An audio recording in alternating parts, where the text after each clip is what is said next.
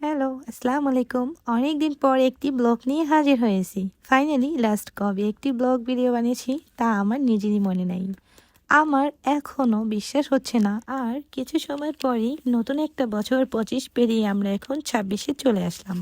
নতুন বছর নিয়ে অনেকের অনেক ধরনের প্ল্যান।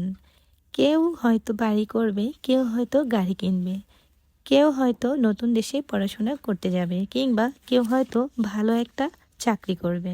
তবে নতুন বছর নিয়ে আমার কিন্তু কোনো প্ল্যান নেই। নতুন বছরে যা কিছু হবে আল্লাহর কাছে ছেড়ে দিয়েছি। তিনি চাইলে আমাকে দিবেন, না হলে দিবেন না।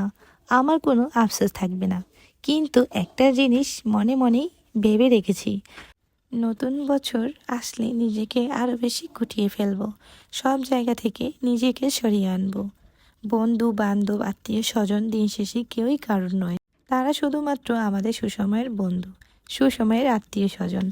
তাই চিন্তা করে রেখেছি, নতুন বছরে নিজের বন্ধু আমি নিজেই হব। আমিই হব আমার সবচেয়ে ভালো বন্ধু। কারোর সাথে অপ্রয়োজনে কথা বলবো না। যার সাথে ভালোবেসে কথা বলতে গিয়েছি সেই আমাকে সস্তা মনে করেছে। তাই নতুন বছরটা হবে একদমই আলাদা।